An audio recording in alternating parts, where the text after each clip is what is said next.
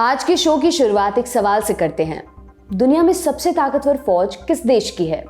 Global fire index की report के मुताबिक लिस्ट में सबसे ऊपर अमेरिका है। ये वेबसाइट हर साल सभी देशों की आर्मी का एनालिसिस कर लिस्ट बनाती है। रैंकिंग देते समय वेबसाइट किन पैमानों का ख्याल रखती है? उस देश के आर्थिक हालात कैसे हैं, उस देश में कितनी स्थिरता है, उस देश के पास कितने आधुनिक हथियार हैं आदि। सिर्फ सैनिकों की संख्या से इस बात का फैसला नहीं होता कि सबसे ताकतवर आर्मी किसकी होगी। अगर सिर्फ नंबर की बात करें तो भारत के पास अमेरिका से दोगुने से भी ज्यादा आर्मी पर्सोनल्स हैं, लेकिन फिर भी अमेरिका टॉप पर बना हुआ है। तो इसकी क्या वजह है? अमेरिका भारत की तुलना में अधिक बड़ी अर्थव्यवस्था है जो ज़्यादा स्थिर भी है। इसके अलावा अमेरिका के पास आधुनिक हथियार और उपकरण हैं जो उसकी फौज को ताकतवर बनाते हैं।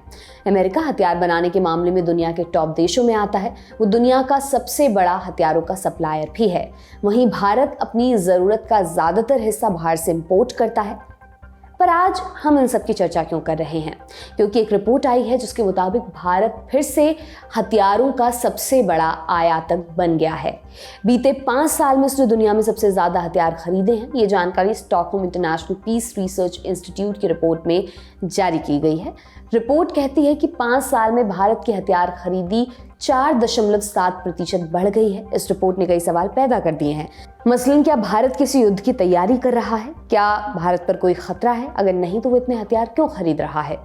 आज के शो में हम इन्हीं सवालों के जवाब खोजेंगे और ये भी जानेंगे कि सिप्री की रिपोर्ट में और क्या क्या खुलासे हुए।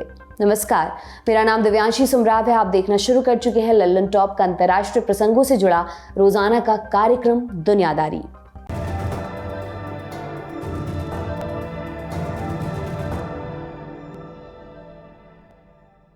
शुरुआत इतिहास से। तारीख 26 नवंबर 1947। इस दिन स्वतंत्र भारत का पहला बजट पेश किया गया। ये बजट देश के पहले वित्त मंत्री आर.के. शनमुखम चेट्टी ने पेश किया था। आजाद भारत का पहला बजट लगभग 197 करोड़ रुपयों का था। सबसे खास बात, बजट का लगभग 92 करोड़ रुपए माने 46% हिस्सा सिर्फ डिफेंस में खर्च कर दिया गया। लगभग आधा बजट डिफेंस में क्यों लगाया गया? इसकी वजह थी भारत से कटकर बनाया गया नया नवेला मुल्क पाकिस्तान। बंटवारे में पलायन के समय भारत और पाकिस्तान के बीच खूब दंगे हुए। पाकिस्तान भारत के दूसरे सूबों को भी अपने में मिलाना चाह रहा था, लेकिन उसमें वो सफल नहीं हो पा रहा था। फिर उसकी नज़र कश्मीर पर पड़ी। कश्मीर ने किसी के भी साथ नहीं जाने का फैसला किया था। अक्टूबर 1947 आते आते पाकिस्तान ने अपने लड़ाकों को कश्मीर की तरफ भेजा। वो कश्मीर पर कब्जे की मंशा से आए थे। इस लड़ाई में खूब मारकाट मची। फिर कश्मीर के राजा हरी सिंह ने भारत से मदद मांगी। तब भारत ने कुछ शर्तों के साथ कश्मीर की मदद की थी। इस लड़ाई को फर्स्ट कश्मीर वॉर के नाम से जाना गया। पाकिस्तान की इस हरकत के बाद भारत को अंदेशा था कि वो कभी भी हमला कर सकता है, इसलिए उसने पहले बजट में इतना बड़ा हिस्सा डिफेंस को दिया। बात सिर्फ पहले बजट तक महदूद नहीं रही। आज़ादी के बाद कई सालों तक भारत ने बजट से डिफेंस में खूब पैसा खर्च किया। आंकड़े देखिए, भारत का दूसरा बजट लगभग 257 करोड़ रुपए का था। इसमें डिफेंस पर लगभग 121 करोड़ रुपए खर्च किए गए। तीसरे बजट की कुल रकम लगभग 322 करोड़ रुपए थी। इसमें से 157 करोड़ रुपए डिफेंस में खर्च हुए। धीरे धीरे देश तरक्की की राह पर निकला। उसने बजट के बड़े हिस्से दूसरे इदारों में लगाने शुरू किए।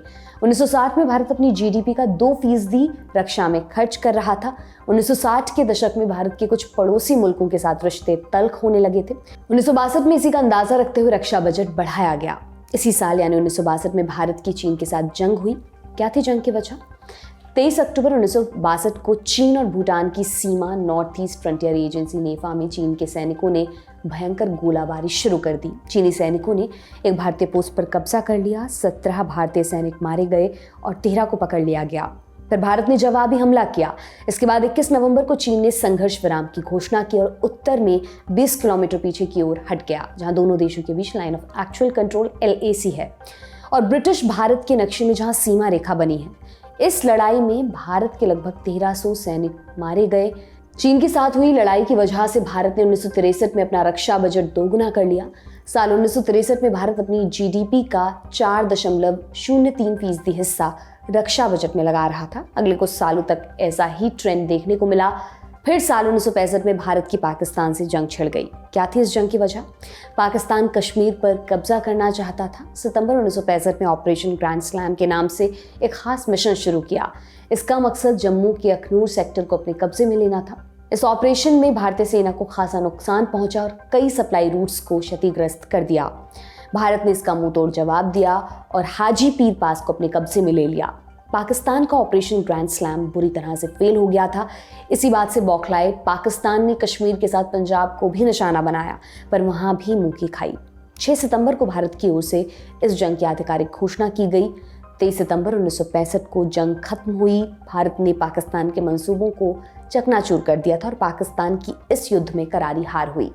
पाकिस्तान और चीन के साथ युद्ध के बाद रक्षा बजट बढ़ाना भारत की जरूरत बन गया।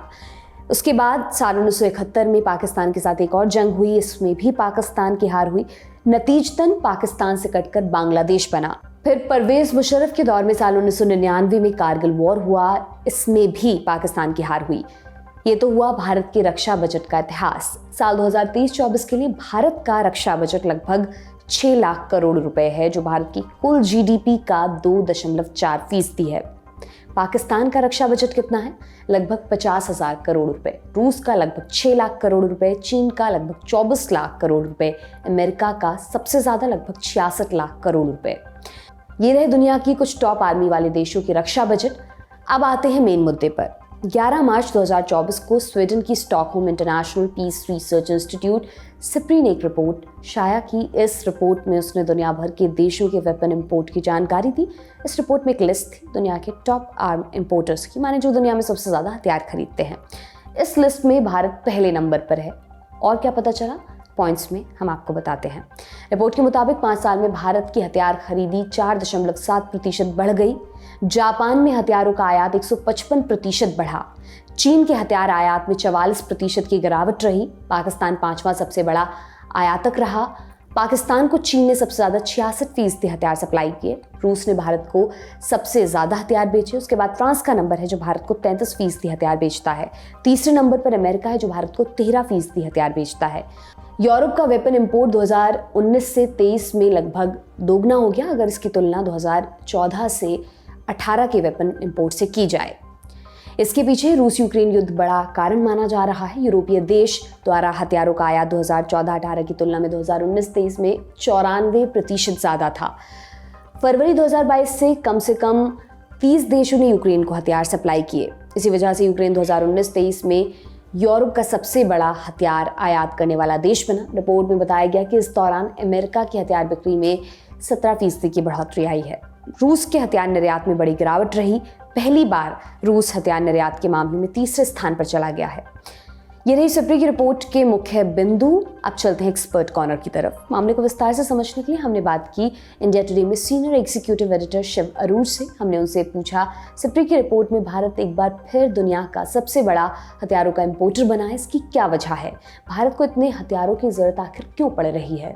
भारत लगातार ये सिप्री इंस्टीट्यूट के रिपोर्ट में इंपोर्टर के लिस्ट में नंबर 1 पोजीशन में आता है और बहुत सारे कारण हैं इसके लिए, लेकिन जो मेन चीज़ है वो ये है कि भारत ने स्वतंत्रता प्राप्त करने के बाद एक्चुअली आत्मनिर्भर भारत डिफेंस में उसमें काफ़ी अटेंशन नहीं दिया है और इसलिए इंडियन इंडस्ट्री, इंडियन कैपेबिलिटी वो बहुत बाद में सामने आया है। अगर आप HAL को देखोगे, DRDO को देखोगे, ऐसे सारे जो सरकारी ऑर्गेनाइजेशंस हैं वो बहुत साल बाद आ चुके थे सामने और उन पर जो प्रेशर था डिलीवर करने के लिए सेल्फ रिलायंस और इंडियन वेपन्स जो थे वो अकाउंटेबिलिटी से नहीं हुआ था और इसलिए लगातार 1950s से लेकर जब 1960s को लेकर जब इंडिया